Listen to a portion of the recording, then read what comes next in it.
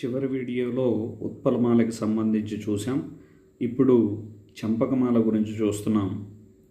అనుపమ మెట్టి వారలకు నందదు ధర్మపదంబు దాత్రిలో అనేటటువంటి పాదానికి సంబంధించి ఘన విభజన. ఇక్కడ నజబజ్జజర అనేటటువంటి గణాలు వచ్చాయి కాబట్టి చంపకమాలలో నజబజ్జజర అనే గణాలు ఉంటాయి.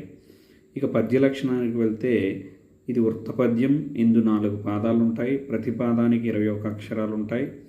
ప్రతి పాదమనందు నజబజ్జజర అనే గణాలు ఉంటాయి. యతిస్థానం 1-11 అక్షరాలకు యతిస్థానం చెల్లుతుంది. ప్రాసనియమం ఉంటుంది. ప్రాసనియమం ఎప్పుడు పాదములో 2వ అక్షరానికి చూస్తారు. యతిస్థానం ఎప్పుడు మొదటి అక్షరానికి చూస్తారు. పాదంలో మొదటి అక్షరానికేమో యతిస్థానము, 2వ అక్షరానికేమో ప్రాసనియమము చూస్తారు. ఈ విధంగా మనం పద్య లక్షణాలు చూస్తున్నాం. లైక్ చేయండి, షేర్ చేయండి, సబ్స్క్రైబ్ చేయండి.